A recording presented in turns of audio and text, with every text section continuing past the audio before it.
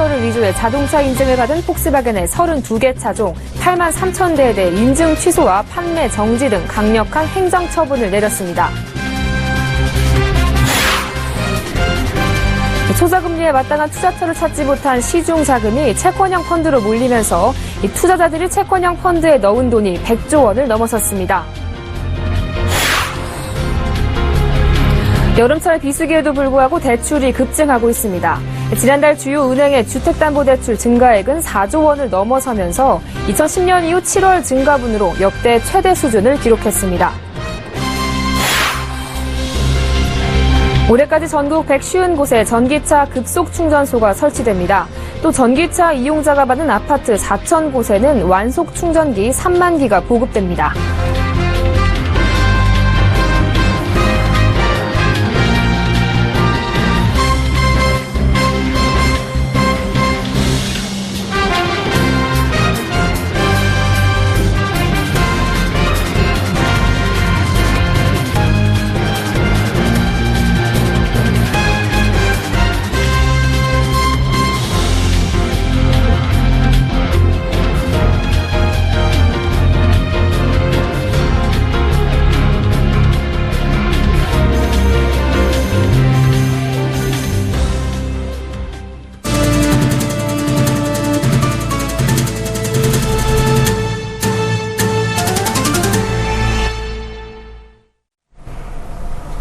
여러분 안녕하십니까. 8월 2일 생경제연장 오늘의 주요 뉴스입니다. 환경부가 위조된 시험 성적서로 판매 허가를 받은 아우디 폭스바겐 차량에 대해 인증 취소와 판매 정지 등 강력한 행정처분을 내렸습니다. 이와 별도로 178억 원의 과징금도 부과할 방침입니다. 앵커 리포트입니다. 환경부가 2009년부터 올해 7월 25일까지 판매된 폭스바겐 32개 차종 80개 모델 8만 3천 대에 대해 인증 취소 처분을 내렸습니다. 시험 성적서를 위조해 자동차 인증을 받은 것이 드러났기 때문입니다. 취소된 모델에는 골프 GTD BMT, 비틀 2.0 TDI, A3 35 TDI 등 인기 차종이 대거 포함됐습니다. 지난해 11월 배출가스 저감장치 조작으로 인증 취소된 12만 6천 대까지 합치면 아우디 폭스바겐의 인증 취소 차량은 총 20만 9천 대에 달합니다. 이는 폭스바겐이 2007년부터 국내에서 판매한 전체 차량의 68%에 해당합니다. 환경부는 또 인증 취소된 32개 차종 중 배출가스 성적서를 위조한 24개 차종에는 과징금 178억 원을 부과하기로 했습니다. 대기환경보존법의 차종당 과징금 상한액이 최근 10억 원에서 100억 원으로 상향 조정돼 과징금 폭탄이 나올 것이란 관측도 있었지만 폭스바겐 측이 잦은 판매 중단에 나서면서 최악의 상황은 면한 겁니다. 환경부는 아우디 폭스바겐 측이 인증 취소된 차량에 대해 인증을 다시 신청할 경우 서류 검토는 물론 실제 실험을 포함한 확인 검사를 실시하고 필요하다면 독일 본사를 방문해 검증을 실시하기로 했습니다. 현재 운행 중인 인증 취소 차량 8만 3천 대는 매년 결함 확인 검사를 거쳐 배기가스 초과 배출 등 문제가 발견될 경우 리콜 조치할 방침입니다. 환경부는 폭스바겐이 이번 행정 제재에 반발해 행정소송이나 집행정지를 제기할 시 적극 대응한다는 입장입니다. 만일 법원에서 집행정지가 받아들여져 판매가 재개되더라도 행정소송에서 환경부가 최종 승소하면 그간 판매된 차량에 대해 개정된 법률에 따라 과징금 상한액 100억 원을 적용할 방침입니다. 한편 환경부는 이미 차량을 구입한 소유자에게는 운행정지나 거래 제한과 같은 별도의 불이익을 주지 않을 방침이라고 밝혔습니다. 서울경제TV 정한입니다. 초저금리 시대에 경기 침체까지 맞물리며 투자처를 찾지 못한 시중 자금이 비교적 안정적인 투자처로 꼽히는 채권형 펀드로 몰리고 있습니다. 국내 투자자들이 채권형 펀드에 넣은 돈이 100조 원을 돌파하며 사상 최대치를 기록하고 있습니다. 김혜영 기자가 보도합니다. 국내 투자자들의 자금이 채권형 펀드에 몰리고 있습니다. 현재 채권형 펀드에 들어간 돈은 106조 7,547억 원, 주식형 펀드의 28%를 웃도는 수준입니다. 이 같은 채권 투자붐은 주식형 펀드 등 웬만한 투자로는 수익 내기가 쉽지 않은 데다 앞으로 금리가 더 떨어질 것이라는 예상이 퍼지고 있기 때문입니다. 전체적으로 이제 기대 수익률의 눈높이가 좀 떨어진 부분이 있고 브렉시트도 지금 가결되고 하반기 전반적으로 경기여건도 조금 부진할 것 같고, 이래서 추가적으로 좀 금리 인하가 좀 진행되지 않겠냐, 이제 이런 기대감들이 여전히 유효한 것 같아요. 실제 금융위기 직후인 2008년 말 30조 원에 불과했던 채권형 펀드의 투자금은 기준금리가 2%대에서 1%대로 떨어진 2014년에서 2015년 사이 급격히 불어나 지난해 말 85조 원을 기록하더니 올 초 100조 원을 돌파했습니다. 또 몇만 원으로 우량 채권에 분산 투자할 수 있는 채권형 ETF의 인기도 높아지고 있습니다. 현재 채권형 ETF 순자산 규모는 2조 5,349억 원으로 전체 ETF 순자산의 11%를 차지하고 있습니다. 이처럼 주식과 머니마켓 펀드 등에서 나온 자금이 채권으로 쏠리는 풍선 효과는 적은 금액으로 금리 이상의 수익을 얻을 수 있고 브렉시트 등 갑작스러운 시장 충격에도 비교적 주식보다 안정적으로 돈을 지킬 수 있기 때문입니다. 그러나 채권 상품 중 하나인 기업어음의 경우 고수익을 기대해 볼 수 있지만 반대로 부도 위험도 크기 때문에 각별한 주의가 필요하다고 전문가들은 조언합니다. 서울경제TV 김혜영입니다. 저금리 속에 투자처를 찾지 못한 시중 자금이 늘면서 대표적인 단기 자금 운용 수단인 머니마켓 펀드가 또 한 번 사상 최대치를 경신했습니다. 금융투자협회에 따르면 머니마켓 펀드는 지난달 28일 128조 1,822억 원으로 출시 이래 가장 높은 수치를 기록했습니다. 지난달 19일 127조 2,744억 원을 기록을 세운 지 열흘 만에 1조 원 가까이 불어난 것으로 한 달 전과 비교하면 18조 5천억 원 이상 증가한 수치입니다. 안정적인 투자처로 인식되는 부동산 펀드도 사상 최대치로 불어났습니다. 부동산 펀드 설정액은 40조 7,239억 원으로 최대치를 기록했습니다. 전문가들은 금리 추가 인하 전망과 글로벌 주식시장 변동성이 커진 탓에 안전자산 선호 현상이 유지되면 이들 투자처로 더 많은 돈이 몰리게 될 것으로 내다봤습니다. 지난 6월 9일 한국은행 기준금리 인하 이틀 만에 수신금리를 낮췄던 시중은행들이 두 달 만에 2차 수신금리 인하에 나섰습니다. 금융권에 따르면 시중은행들은 지난달 29일 우리은행을 시작으로 국민, KB하나, 농협은행 등이 줄줄이 예금 상품 등의 금리를 낮췄습니다. 은행들은 기준금리 인하 미반영 상품에 대한 추가 인하라는 이유를 내세웠지만 일부 상품의 경우 중복 인하돼 최대 하락폭은 0.5%포인트에 달했습니다. 이에 따라 저금리에 따른 실적 악화에 직면한 은행들이 기준금리 인하를 이유로 조달 비용을 일제히 낮추는 것 아니냐는 지적이 나오고 있습니다. 예금과 달리 대출 금리는 떨어지지 않고 있기 때문입니다. 지난 6월 기준금리는 0.25%포인트 하락했지만 은행들의 주택담보대출 금리는 0.04%포인트에서 0.17%포인트 내리는 데 그쳤습니다. 여름철 비수기에도 불구하고 주요 대형 은행의 지난달 주택담보대출 증가액이 4조 원을 넘어선 것으로 나타났습니다. 이는 지난 2010년 후 7월 증가분으로는 최대 수준입니다. 은행권에 따르면 KB국민, 신한, 우리, KB하나, 농협, 기업 등 6대 은행의 7월 말 주택담보대출 잔액은 약 367조 5천억 원으로 전달보다 4조 2천억 원 이상 증가했습니다.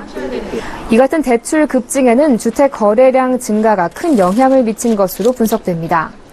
올 7월 아파트 거래 건수는 14,031건으로 2006년 거래량 조사 실시 이래 7월 기준 역대 최대 규모입니다. 중도금 대출을 포함한 집단 대출과 대출금리 인하도 대출 급증의 원인으로 분석됩니다. 실제로 주택담보대출의 기준 역할을 하는 신규 취급의 코픽스는 6월 기준 1.44%로 5월보다 0.1%포인트 떨어졌습니다. 이는 지난해 7월 이후 약 1년 만에 가장 큰 폭의 하락입니다. 저유가 지속으로 소비자 물가 상승률이 석 달째 0%대를 기록하며 10개월 만에 가장 낮은 수준으로 떨어졌습니다. 통계청이 발표한 소비자 물가 동향에 따르면 지난달 소비자 물가 지수는 지난해 같은 달보다 0.7% 상승했습니다. 이는 지난해 9월 이후 가장 낮은 수치입니다.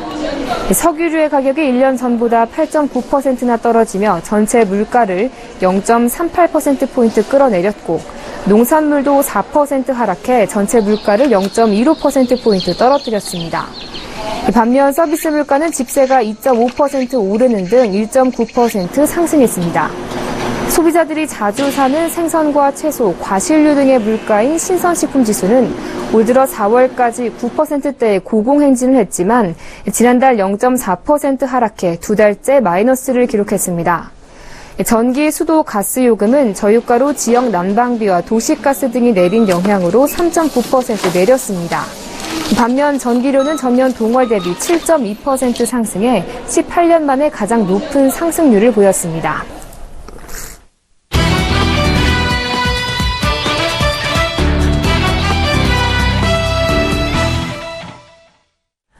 네, 올 들어 새내기주인 공모주 수익률이 고공행진을 하면서 공모주 투자가 인기를 끌고 있는데요. 일부 투자자들이 묻지마 투자를 하는 사이 기관과 외국인이 대거 매도에 나서면서 이 차익을 실현하는 패턴이 반복되면서 상장 첫날 새내기주가 급락해 개인 투자자가 손실을 입는 사례가 발생하고 있습니다. IPO 시장에서 시초가 뻥튀기 주의보가 발령된 셈인데요. 자세한 이야기 서울경제신문 증권부 박호연 기자에게 들어보겠습니다. 안녕하세요. 네, 안녕하세요. 네, 최근 기업 공개 시장에서 시초 가격이 굉장히 높게 형성되고 있다는데 어떤 상황입니까? 네, 올해 하반기 들어 유가증권 그리고 코스닥 시장에 상장한 기업들 10곳 중 8곳의 시초가가 기존 공모가 이상으로 높게 시작됐습니다. 지난달 27일 상장된 양돈 업체 우리손 FNG라는 업체가 있는데요. 이 업체는 공모 가격은 2,210원이었는데 상장 첫날 시초가는 4,000원으로 처음 공모가보다 81%나 오른 상태에서 첫 거래를 시작했습니다. 하지만 이날 우리손 FNG 종가는 시초가 대비 27%나 떨어진 2,910원에 거래를 마쳤습니다. 그러니까 장 초반 더 오를 줄 알고 이 종목을 매수한 투자자들은 큰 손실을 입게 된 것인데요. 스마트폰 업체인 장원테크도 이런 식으로 상장 첫날 주가가 22% 떨어졌습니다. 그 밖에 바이오리더스, 베이유니아 등도 상장장인 주가가 하락해 많은 투자자들을 상심하게 한 바 있습니다. 네, 그렇다면 이렇게 시초가가 높게 형성되는 이유는 뭔가요? 먼저 코스피 코스닥 지수가 몇 년째 박스권에 머무르면서 높은 수익률을 가져다 주지 못하는 게 가장 큰 원인이라고 할 수 있습니다.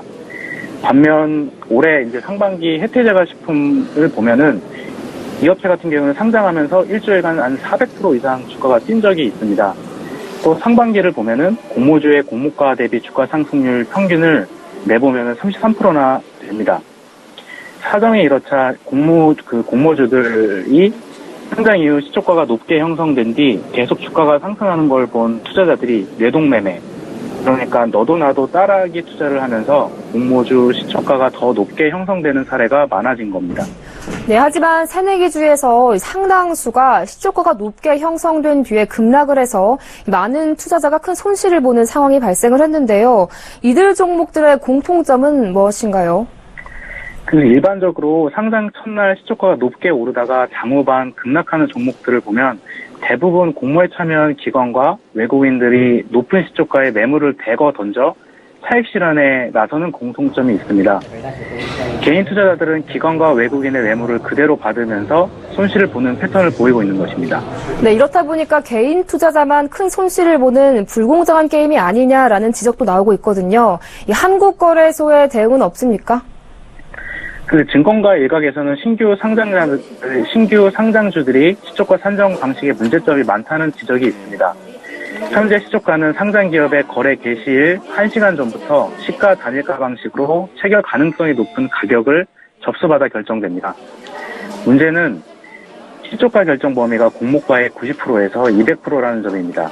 최대 200%까지 가격을 뻥튀기 할 수 있는 건데 일부 시세 조종 세력이 시초가를 일부러 부풀려 개인 투자자들을 깨어서 가격을 높게 만들 수 있는 겁니다. 호가창에 형성된 높은 시초가를 보고 일반 투자자들이 매수하는 것이죠.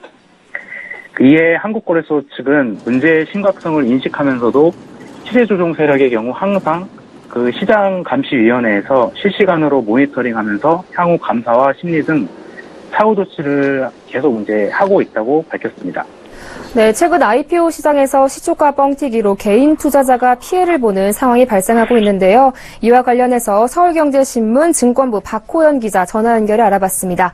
오늘 말씀 잘 들었습니다. 고맙습니다. 네, 고맙습니다.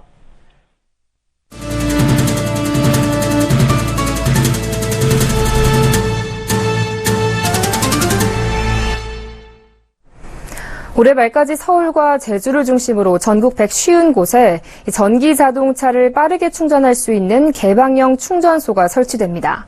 산업통상자원부는 서울 마포구 상암 월드컵 경기장 주차장에서 개방형 충전소 착공식을 열고 올해 안에 150개 부지에 전기차 급속 충전기 300기를 구축하는 것을 포함한 2천억 원 규모의 전기차 충전 인프라 구축 방안을 발표했습니다. 개방형 충전소는 모든 전기차 사용자가 이용할 수 있는 공공 인프라로 서울과 제주 각 60개소에 120기씩, 모두 240기, 기타 지역 30개소에 60기가 만들어질 예정입니다. 한국전력은 상암 월드컵 경기장을 비롯해 약 80개 부지에 180기를 오늘 10월까지 구축하고 나머지 충전기도 11월까지 완공하기로 했습니다. 서울 등 대도시 중심가에는 대규모 충전소 5곳이 들어서고 전기차 이용자가 많은 4,000개 아파트 주차장에는 완속 충전기 3만 기가 보급됩니다. 완속 충전기가 들어갈 아파트 공모는 이르면 이달 말부터 시작하며 희망 아파트는 한전 홈페이지에서 서류를 제출하면 됩니다.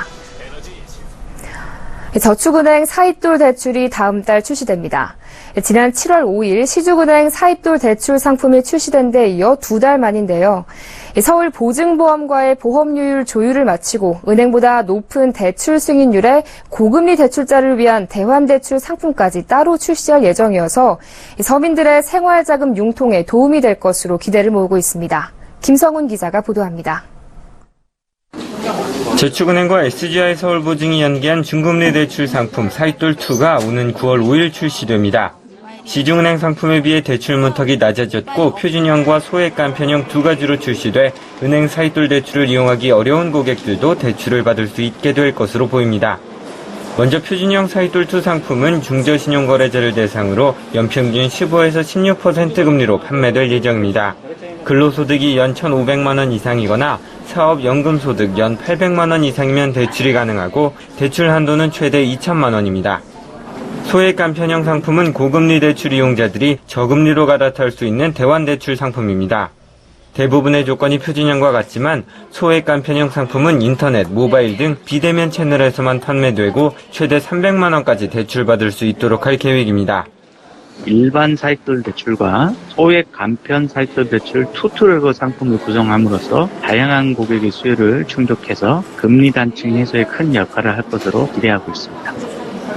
은행보다 높아 논란이 됐던 보증보험료율도 연평균 5%대로 업계가 예상한 7에서 8%대보다 낮게 책정됐습니다. 이에 따라 저축은행 측의 부담이 줄고 은행보다는 높은 보증보험료율로 대출 승인율도 높일 수 있어 더 많은 저축은행들이 사입돌2 상품을 출시할 것으로 예상됩니다. 시중은행 사입돌 대출의 승인율이 50%를 채 넘지 못하면서 실효성에 대한 의문이 제기되고 있는 가운데 저축은행의 사입돌2가 서민금융 구원투수가 될 것이라는 기대도 나오고 있습니다. 서울경제TV 김성훈입니다. 야놀자 프랜차이즈가 숙박 가맹 사업을 시작한 지 5년 만에 전국 가맹점 100호점을 돌파했습니다. 국내 숙박 시장은 해외와 달리 중저가 브랜드가 전무했는데요. 야놀자는 숙박업 하면 떠오르는 부정적인 이미지를 개선하고 여가를 즐길 수 있는 공간으로 탈바꿈하기 위해 박차를 가하고 있습니다. 박미라 기자가 보도합니다. 숙박 오토 기업 야놀자가 중소형 숙박업체 프랜차이즈 사업을 전개한 지 5년 만에 전국 가맹점 100곳을 돌파했습니다. 야놀자 프랜차이즈는 오늘 기자간담회를 열고 해외 유수 브랜드와 국내 특급 호텔 브랜드를 뛰어넘는 생활 실속형 숙박 프랜차이즈로 내년까지 객실 10,000개를 확보할 계획입니다. 중소형 프랜차이즈 100호점이라는 것 자체는 중소형 숙박에 대한 질적 개선을 통해서 많은 인식 변화를 이룰 수 있는 어떤 부분이 됐다라고 생각을 하거든요. 가장 큰 성과 중에 하나가 바로 이 부분이지 않을까라는 생각을 합니다. 야놀자 프랜차이즈는 야놀자가 만든 국내 최초의 중소형 숙박 프랜차이즈입니다. 야놀자는 중소형 숙박 브랜드인 호텔 야자와 실속형 소형 숙박 브랜드인 호텔 얌, 관광 호텔급 브랜드인 H에비뉴 등 3가지로 구성되어 있습니다. 야놀자 회원은 총 누적 가입자 수가 420만 명, 모바일 앱의 총 누적 다운로드 수는 1,100만 건에 달합니다. 야놀자 매출은 매년 100% 가까이 성장 중으로 2014년 200억 원에 이어 2015년 367억 원을 달성했습니다. 올해는 전년 대비 2배 이상 매출 성장이 기대되고 있습니다. 야놀자는 IoT 기술로 예약 시스템을 개선하는 동시에 모바일 키를 제공하는 서비스를 제공할 예정입니다.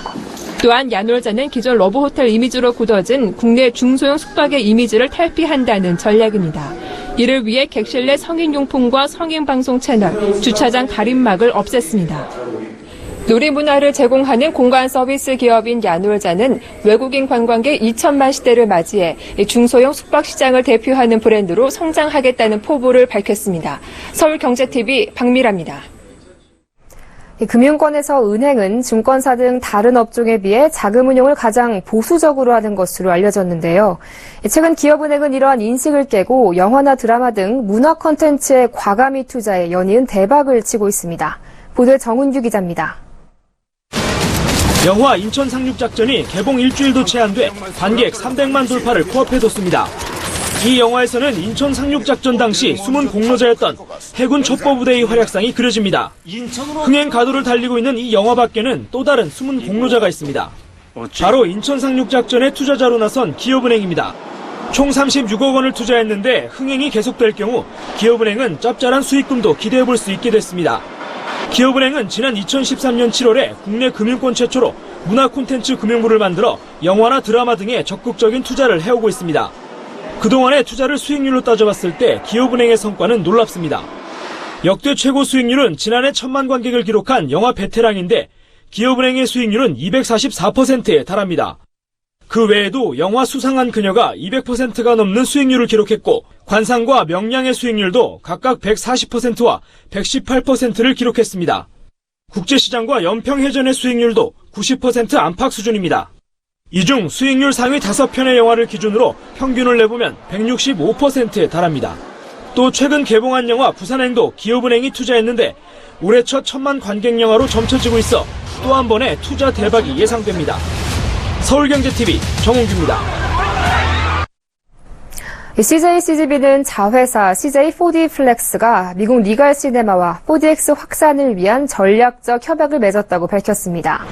오는 2018년 말까지 미국 리갈시네마 내에 17개 4DX를 추가 설치하는 것이 협약의 골자입니다. 이로써 4DX는 기존 운영 중인 세계관을 포함해 리갈시네마에만 20개관을 운영하게 됐습니다. 설치 지역 역시 LA와 뉴욕을 넘어 북미 지역 전체로 확대됩니다. 한편 4DX는 CJCGV가 세계 최초로 상용화한 오감체험 상영관으로 영화 장면을 따라 의자가 움직이거나 물이 튀는 등 다양한 오감 효과를 제공합니다. 4DX는 7월 말 기준 국내를 비롯해 중국, 일본, 미국, 영국, 러시아, 멕시코 등 전 세계 41개국에서 268개 상영관을 운영 중입니다. 경제협력개발기구 OECD 주요국의 1분기 일자리 사정은 개선됐지만 한국만 제자리 걸음을 한 것으로 나타났습니다. 조세재정연구원이 인용한 OECD 분기별 고용동향 자료를 보면 1분기 OECD 회원국 전체 고용률 평균은 66.8%로 전 분기 대비 0.3%포인트 상승했습니다. OECD 회원국 평균 고용률은 지난해 4분기 66.5%에 이어 올해 1분기 66.8%까지 2분기 연속 상승세를 보였습니다. 독일과 일본, 영국, 미국, 프랑스 등 주요 회원국들의 고용률도 일제히 개선됐습니다. 반면 한국의 고용률은 65.9%로 전분기와 변동이 없었습니다. 한국은 고용률 자체가 OECD 회원국 평균보다 낮은 데다 1분기에는 제자리 걸음을 하면서 다른 주요국들과의 격차가 더 벌어진 셈입니다. 금융위원회가 자기 자본을 일정 수준 이상 확충하는 증권사의 어음 발행과 기업 환전 업무, 종합투자 계좌 영업 등을 허용하는 내용을 담은 초대형 투자은행 육성 방안을 발표했습니다. 이명박 전 대통령의 핵심 측근인 강만수 전 산업은행장이 대우조선해양과 특혜 거래 등으로 깊게 유착한 정황을 검찰이 포착하고 수사에 나섰습니다. 중국이 한국의 고고도 사드 배치 결정과 관련해 한류 콘텐츠를 겨냥한 보복에 나설 것이라는 우려가 퍼지면서 엔터테인먼트 관련주가 줄줄이 미끄럼틀을 탔습니다. 대우조선해양이 오랜 고객사들로부터 6억 달러가 넘는 선박 건조 대금을 조기에 받을 수 있게 됐습니다. 이로써 9월 만기 기업어음 상환에 어려움을 겪을 것이라는 이른바 9월 위기설을 불식시킬 수 있을 전망입니다. 넷센 경제 현장 여기서 마칩니다. 시청해주신 여러분 고맙습니다.